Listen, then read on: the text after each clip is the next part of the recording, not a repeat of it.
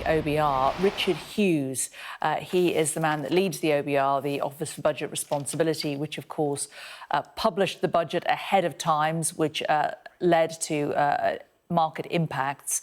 He has tendered his resignation in the last few moments. The OBR just today released a report spelling out why this error took place. Let's cross to our chief political correspondent, John Craig, who's there. And John, he's released a letter, hasn't he, explaining why he is resigning. Here is the letter from Richard Hughes it's sent to Rachel Reeves, the Chancellor, and also Dame Meg Hillier, who chairs the Treasury Select Committee. We heard from her in the Commons just a few short moments ago.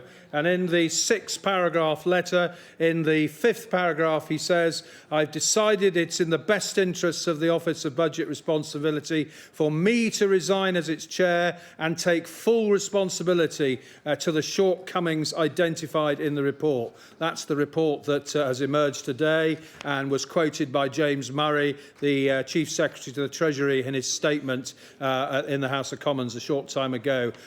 He begins by talking about the OBR's vital role in policy making, and he says it's critical that the government, Parliament and the public continue to have confidence in the work that it does. And he says the inadvertent early dissemination of our economic and fiscal outlook on the 26th of November, Budget Day, was a technical but serious error. Now, he says that the report that's been submitted to the Treasury and the Treasury Select Committee sets out how and why it happened, identifies the further actions the office will take to ensure it never happens again. And he talks about Baroness Sarah Hogg and Dame Susan Rice. They're non-exec directors, I think I'm right in saying, of the OBR. Sarah Hogg, who served in John Major's government a long time ago, is the wife of former Tory Cabinet Minister Douglas Hogg.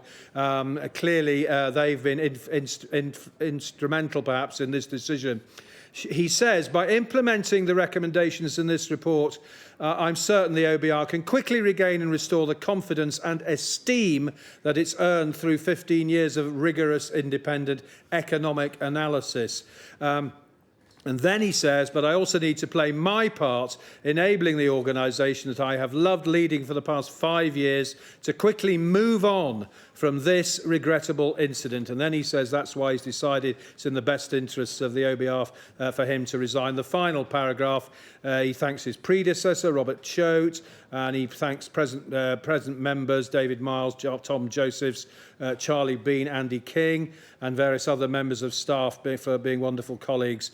Now, I wonder, as a result of this, Mr Hughes was due to give evidence to the Treasury Select Committee tomorrow morning, along with David Miles and Tom Josephs. Will he? I assume he'll have to. I would have thought the committee will want him there to explain what's happened. Anyway, he's gone. No great surprise, really. Listening to James Murray a short time ago, he was saying how serious this breach was. And I went to the OBR's news conference on the afternoon of the budget, and I did point out to him that a Chancellor of the Exchequer had resigned for less. I mean, it was a long time ago. It was Hugh Dalton, a Labour Chancellor in the Attlee government in 1947. I also mentioned the leak of the Kenneth Clarke budget to the Daily Mirror in let me get this right. What year was it? It was 1996. And Piers Morgan, the then editor of the Mirror, handed it back to the Treasury, although there were those who claimed that Tony Blair, responding for Labour, seemed remarkably well briefed. But this is such a serious breach. It was almost inevitable Mr Hughes would have to go. In answer to my question, he said, well, let's wait and see what the Treasury and the Treasury Select Committee have to say. That was Mr Hughes there in that picture arriving for that news conference last Wednesday afternoon. So he's gone, no great surprise. The OBR is absolutely reeling now, without a leader, criticised for all sorts of things, not just the leak, but some of its forecasts. There are plenty of Tories who want to abolish it. It was set up by George Osborne in the early years of the coalition government after 2010, although at the time Alistair Darling, who had been Chancellor, and when Gordon Brown was Prime Minister, said he supported that decision. We have heard from Rachel Reeves in interviews including one with Trevor Phillips on Sky News yesterday morning. Nobody's a bigger supporter of the OBR than me. Well, the OBR has plenty of detractors as well, and a lot of people might say it's either time for massive reform of the OBR or to scrap it altogether. But listening to Rachel Reeves, it sounds as though she doesn't want to do that. But it could well be that there will inevitably be the questions: was Mr. Hughes jumped, or was he pushed, or did he jump? It looks as though the pressure from ministers and indeed from the Treasury Select Committee has been too much, and he's decided to go. He did say on last Wednesday, if they wanted him to go, he would go, and go he has now. John, we're going to stay with this story, but let me just put a correction out. The BMA have corrected the dates that the resident doctors are going to strike in the run-up to Christmas is the 17th to the 22nd. Previously, we were led to believe it was the 25th. 17th to the 22nd are the dates that the BMA have announced that resident doctors will strike from and during. John, just returning to the story about the head of the OBR resigning, you referred to questioning Richard Hughes at that press conference on the day of the budget. We have the clip of that exchange with him, actually, John, so let's play it to our viewers. A Chancellor of the Exchequer resigned for less. This leak today is more damaging than Hugh Dalton in 1947, who quit, or the budget leak to the Daily Mirror in 1996. Have you offered to resign? And if not, why not? The document was unintentionally uploaded onto our website too early. We've initiated an investigation into how and why it happened. That investigation will report to our oversight board, to the Treasury and to the Treasury Committee, and I will abide by the recommendations. So if they say you should resign, you'll go, will you? I will abide by the recommendations, and I always serve, so long as I have the confidence of the Chancellor and the Treasury Committee. But this is a very serious leak. We take it very seriously, which is why we've initiated an investigation and why it will report to the Treasury Committee and the Treasury. Do you know how it happened? We're launching an investigation. I'm not going to preempt its conclusions. Does that mean you don't know how it happened? At the moment, we understand how it happened, but we want to get to the fundamental causes and make sure it doesn't happen again. Has anybody been disciplined or anything like that? We've been focused on getting our EFO out into the public at the right time in light of this, in light of what happened. When the report is finished, we will give it to the Treasury, we'll give it to the Treasury Committee, and we will publish it. And I will abide by the recommendations of the Chancellor and the Treasury, in whose confidence I serve from day to day. Was it a mistake in your organisation or outside? It was a mistake in the OBR, yes. Well, I must admit, throughout that news conference, which lasted about an hour, Mr. Hughes had a pretty haunted look. And well, he didn't say he'd offered to resign, but it's perhaps possible that he did offer to resign. And perhaps the Treasury and perhaps the Select Committee said, well, let's wait and see what the report finds. But, I mean, as I say, listening to what James Murray had to tell MPs, clearly the government regarded this as a very serious breach indeed. And Mr. Murray was very critical of the OBR.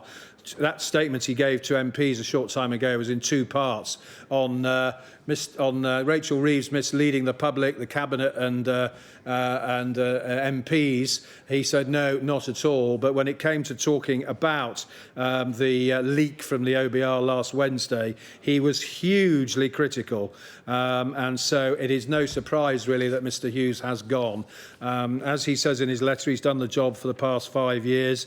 It is a body that was set up by George Osborne when he was Chancellor in the early years of the coalition government. The idea was really that the forecast, the economic forecast, would be independent, not produced inside the Treasury. That was the idea.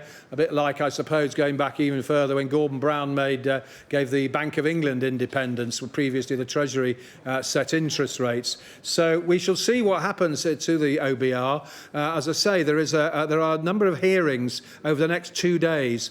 Tomorrow morning, Mr. Hughes, along with his colleagues David Miles and Tom Josephs, who appeared with him at that news conference. That's Tom Josephs on the left, the dark hair, and the far right, that is David Miles.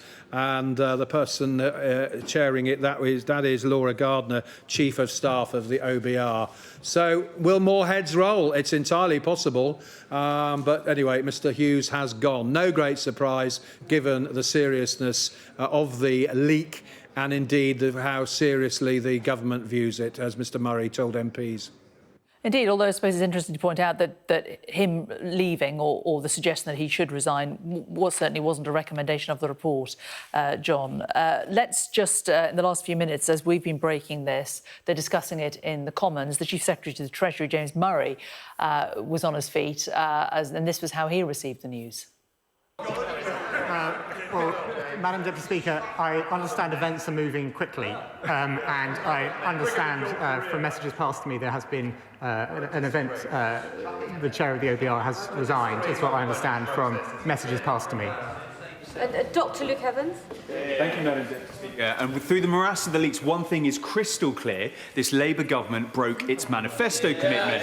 The Chancellor said, I am asking everyone to make a contribution, then went round the studios on the weekend saying... Also, a little bit more from James Murray. He also said in the Commons, apparently, may I put on record on behalf of the government our thanks to Richard Hughes for his dedication to public service. Well, let's bring in our economics and data editor, Ed Conway, who's been digesting this report from the Office of Budget Responsibility that was released just a couple of hours ago, Ed. And as I was pointing out to John, it certainly didn't suggest that the man at the helm should go, but he clearly thought this was the honourable thing to do.